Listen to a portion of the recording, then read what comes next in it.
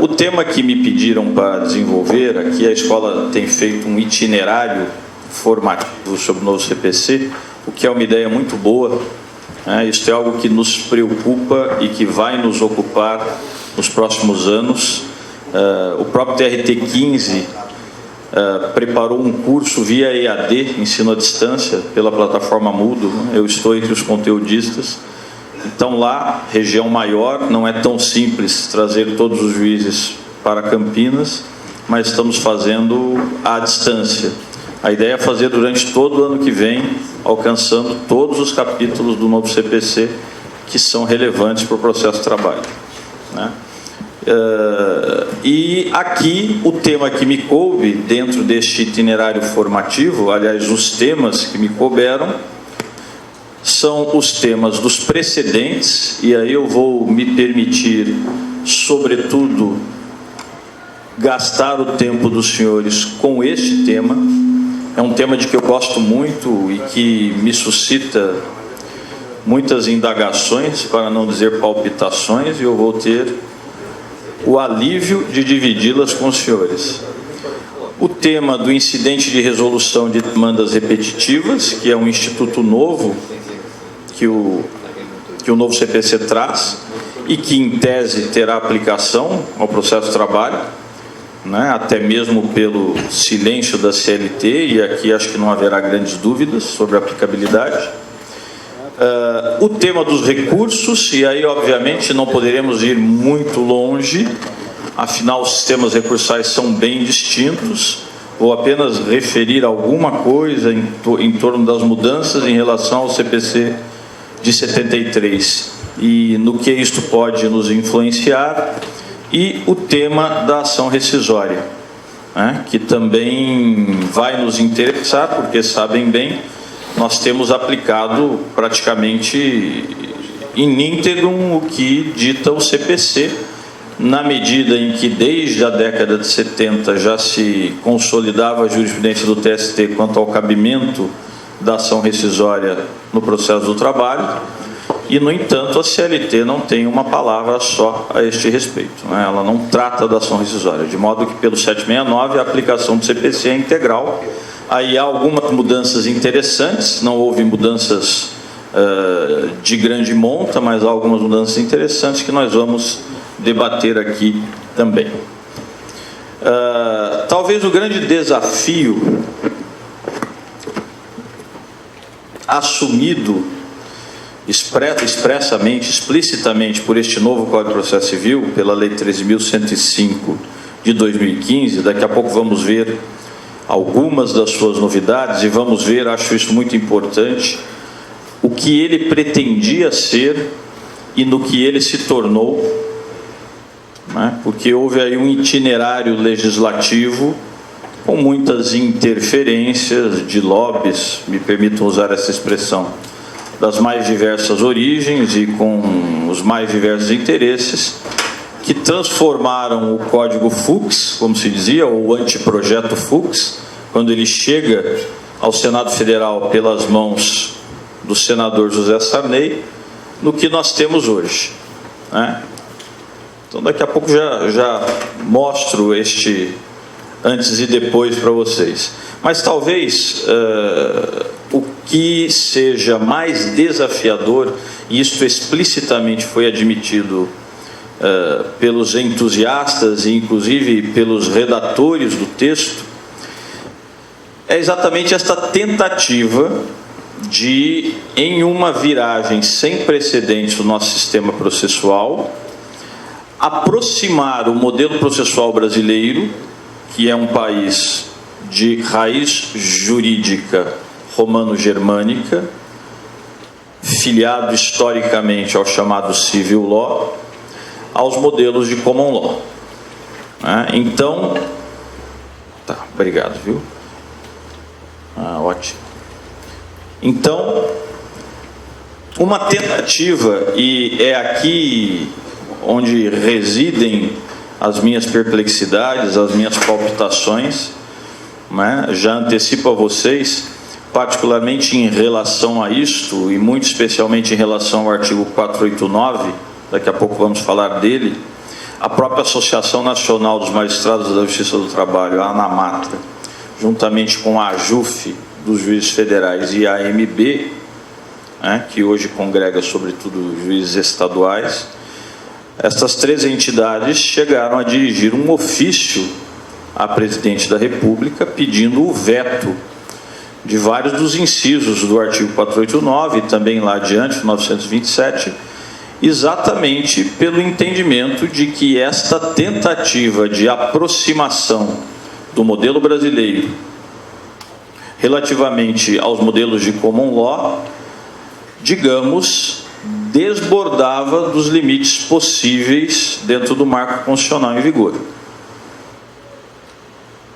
Volto a dizer, daqui a pouco discutimos isto, mas basicamente o que se percebia, e ainda é esta a minha perplexidade, ainda são estas as minhas dúvidas, e as associações amadurecem se antes da entrada em vigor, que será em março do ano que vem, ajuizarão uma ação direta de inconstitucionalidade para discutir esses aspectos no Supremo Tribunal Federal. Mas, pedindo o veto jurídico à Presidente da República, o que se dizia basicamente era que o novo Código terminou por indiretamente transformar em vinculantes ou em semi-vinculantes súmulas que não têm esta característica do ponto de vista constitucional.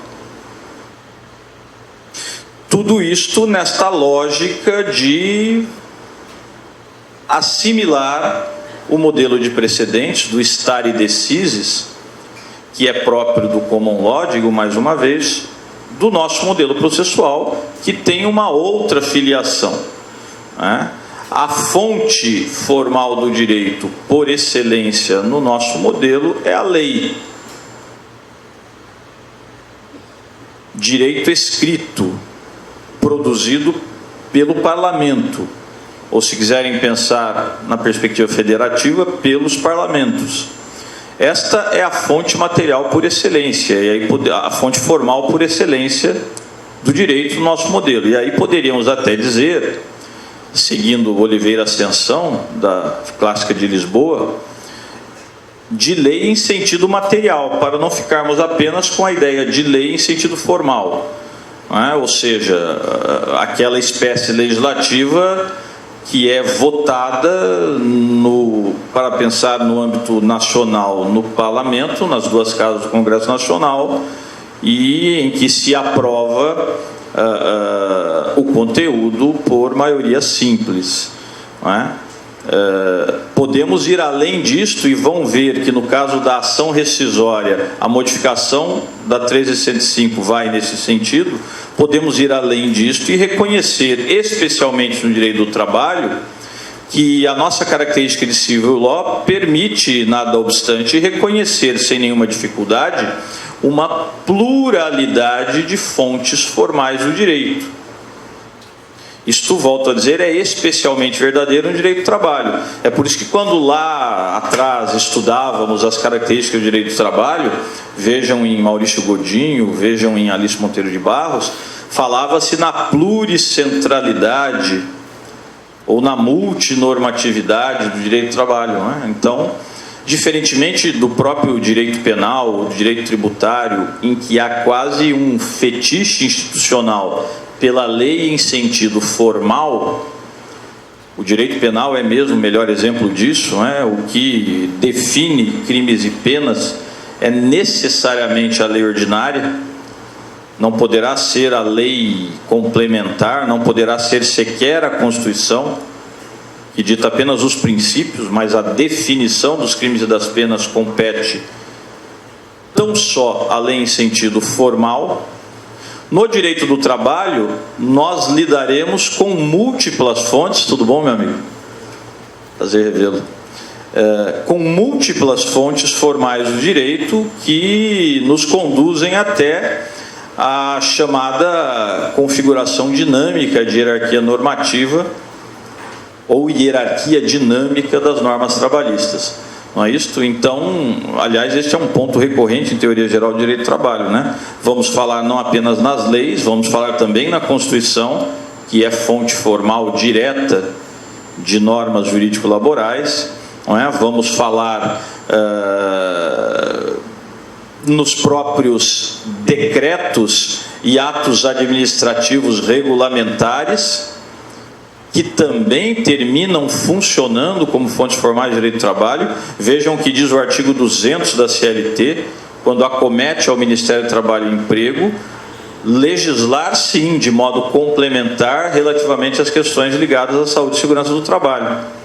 Não é? Se pensarem bem hoje, a fonte formal do direito que define jornada e intervalos de operador de telemarketing é a NR17, que não é sequer uma portaria, é uma norma regulamentadora baseada em uma portaria de 1978. Não é?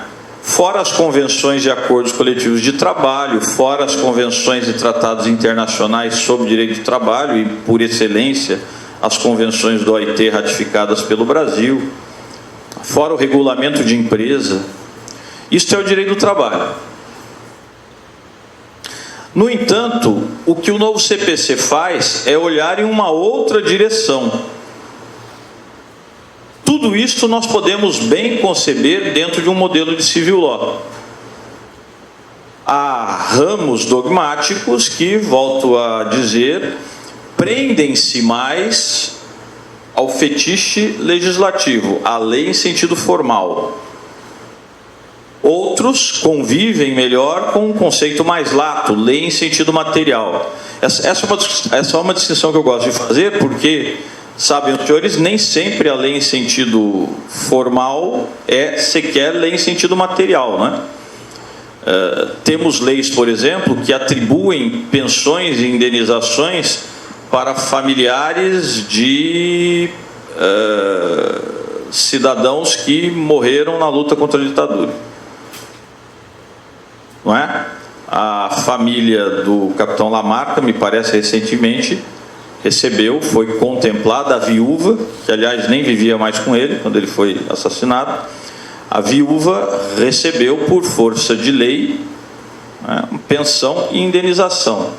Esta é uma lei em sentido formal, mas não é uma lei em sentido material, porque não tem nem generalidade nem abstração.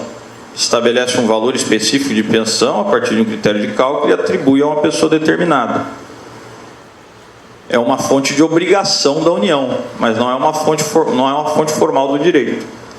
É lei em sentido formal, mas não é lei em sentido material. Portanto, quando nós falamos de civil law, pensemos basicamente em lei em sentido material, e não apenas lei em sentido formal. E aí o direito do trabalho será o melhor exemplo de como várias dessas fontes formais podem interagir entre si. Mas aí retorno e digo, o novo CPC olha em outra direção.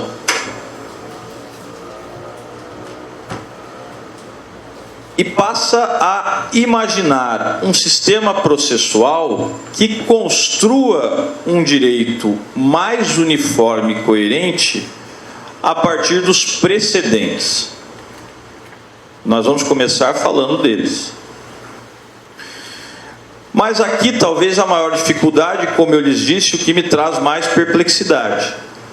O precedente a rigor, nos modelos de common law, pode ser compreendido como uma fonte formal de direito. Ele é sistematicamente vinculante.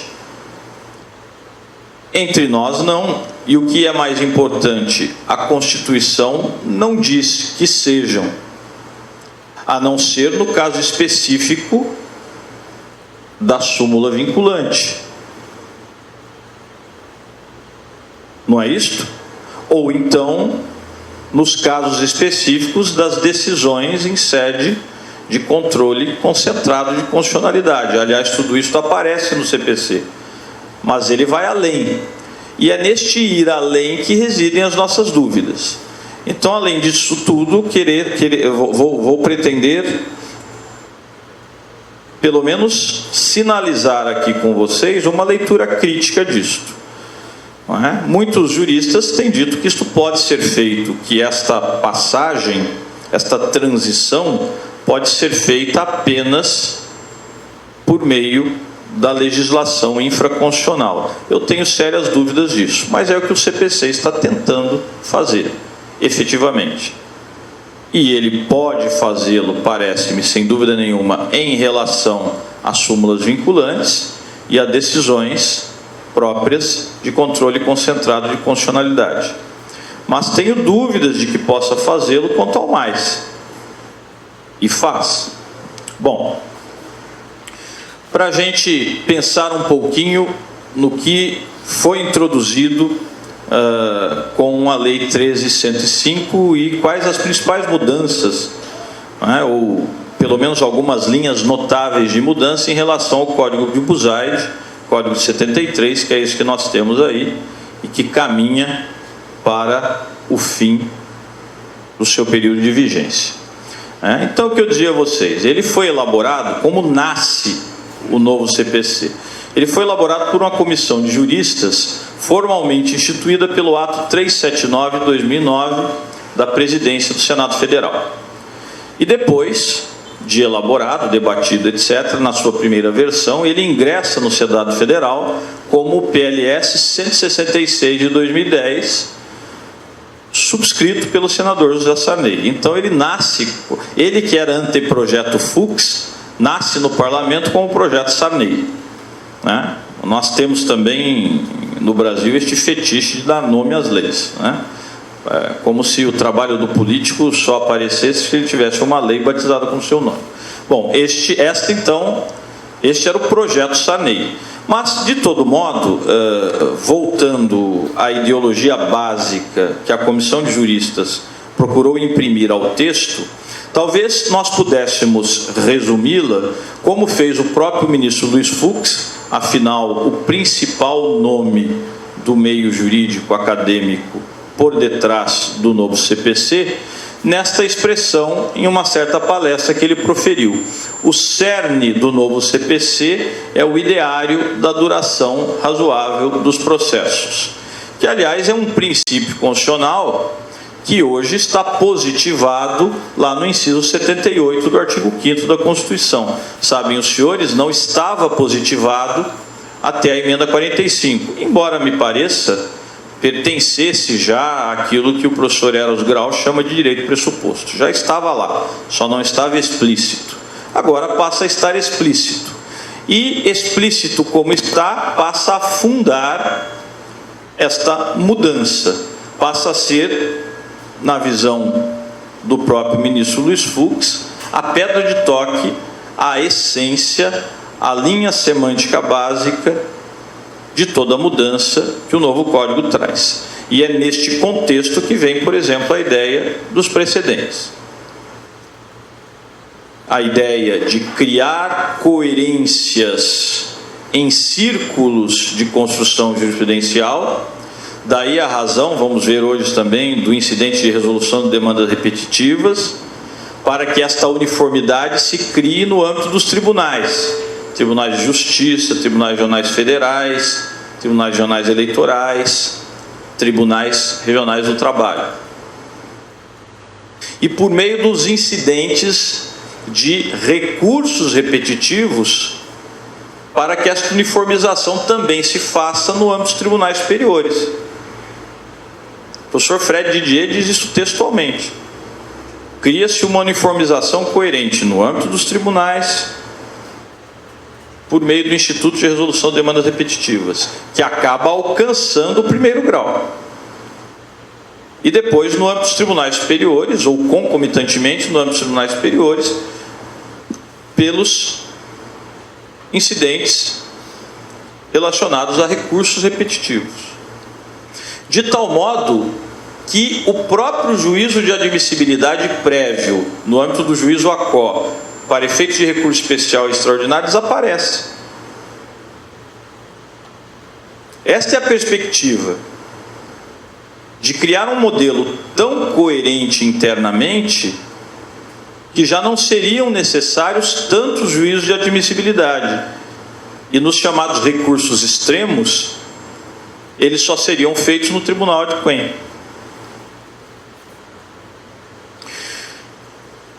Para isto, vêm os precedentes. esta acaba sendo a sua maior função. De uma certa, ou de um certo modo, restringe-se a possibilidade de o juiz, e especialmente o juiz de primeiro grau, pensar juridicamente a questão em prol de um modelo mais coerente e mais seguro. No final das contas, vão ver aí o traço liberal mais marcante desta mudança. Muito mais do que duração razoável dos processos, o que no final resulta da construção legislativa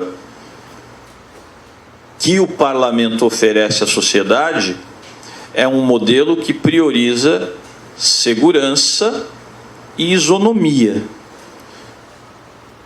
no sentido que será mais difícil que casos similares sejam julgados a partir de balizas jurídicas diferentes. É uma opção que, pensando as tendências do processo, né, seria uma opção, entendam-me aqui, muito mais à direita, mais própria de um processo liberal, do que à esquerda, mais própria de um processo social. Mas é uma opção. Olhando mais de perto, quais são as mudanças de um modo geral, né, ou algumas linhas marcantes de mudança que o novo CPC traz em relação ao Código Buzaide. Algumas que me parecem interessantes. Por exemplo, a figura da ação cautelar ou do processo cautelar, como figura autônoma, que no Código Buzaide até mereceu um livro à parte, um livro específico para o processo cautelar, e que foi à época saudada como uma grande evolução em relação ao Código 39, ela desaparece. É curioso como as ideias evoluem e o que, enfim, foi considerado em um certo momento um grande avanço, hoje passa a ser visto como, inclusive, algo que burocratizava demais, um tipo de tutela de urgência que não deve ser burocratizada. E eu acho que, com razão, esta correção se faz. Eu me lembro, apenas para situá-los neste ponto, que quando a antecipação dos efeitos da tutela de mérito foi introduzida no sistema processual civil como instituto geral, lá no 273 do Código Buzaide, isto, se não me engano, em 1994, eu já era juiz, tinha acabado de ingressar, tinha ingressado há alguns anos. Havia uma grande polêmica, inclusive, sobre o que poderia ser objeto da antecipação de tutela. E cheguei a ver casos em que havia, de fato, uma periclitância, um risco, por exemplo, de evasão patrimonial, em que, escorados no novo 273, o reclamante, o advogado, não é, pelo reclamante, pedia a indisponibilidade de bens que ele identificava. E o juiz, e eu próprio cheguei a entender assim, indeferia por dizer que o que ali se pedia, na verdade, era um provimento cautelar, não era um provimento de antecipação dos efeitos da tutela de mérito. E por ser um provimento cautelar, nos termos do CPC de 73, teria de ser pedido em um processo próprio. Portanto, em uma ação cautelar incidental, instaurada em autos próprios, por onde tramitaria para, em algum momento, ser apensado ao processo principal. Era isto. Algum tempo depois, com a lei, se não me engano, 10.444, acho que foi esta, com muita sabedoria, nós às vezes criticamos o legislador, mas muitas vezes ele tem passos sábios, com muita sabedoria, obviamente escorado pelos especialistas do segmento, modifica o artigo 273 para inserir lá o que hoje eu chamo o parágrafo do óbvio. Se eu estou falando em tutela de urgência, esta burocratização técnico-jurídica não faria e não faz o menor sentido. Mas como isto não foi óbvio num primeiro momento, e aqui faço a meia-culpa, não foi óbvio nem para mim, né? O legislador passa a dizer, em um último parágrafo, parágrafo 7º, se não me engano, do 273, que cautelares e medidas antecipatórias de tutela de mérito, que nós chamaríamos, pelo modelo italiano, de tutela sumária. Então, tutela cautelar e tutela sumária são fungíveis entre si, ponto final. Ou seja, juiz, pouco importa se o reclamante identificou bem, do ponto de vista da técnica jurídica, o que ele está pedindo. O que importa é se de fato há urgência naquilo. Né? Pensando na primeira hipótese do 273, o que importa é se há periculum in mora. Se houver, defira, pouco importando que ele peça como medida cautelar, o que a rigor seria uma medida de tutela sumária, ou se ele pede como medida de tutela sumária, o que a rigor é uma medida de tutela cautelar, fungíveis entre si. Bom, o novo CPC elimina essa discussão na medida em que elimina esta ação cautelar como entidade autônoma. E aí sim regulará muito mais adequadamente as tutelas, que poderão ser preventivas, poderão ser incidentais, mas a rigor processam-se nos próprios autos em que se discute a questão de fundo. Não há necessidade de instrumentalizar essa tutela com autos próprios. Aliás, em tempos de processo eletrônico, isso cada vez menos faz sentido, não é? A própria figura física dos autos perde o sentido, perde dimensão. Né? Então, hoje nós passaremos a discutir tutela de urgência e tutela de evidência. Né? Estão nos artigos 295 e seguintes aí do novo texto. É interessante, inclusive, fazer também um estudo aprofundado disto, que, se eu não me engano, estava aí até no itinerário, né? Já devem até ter feito esta discussão.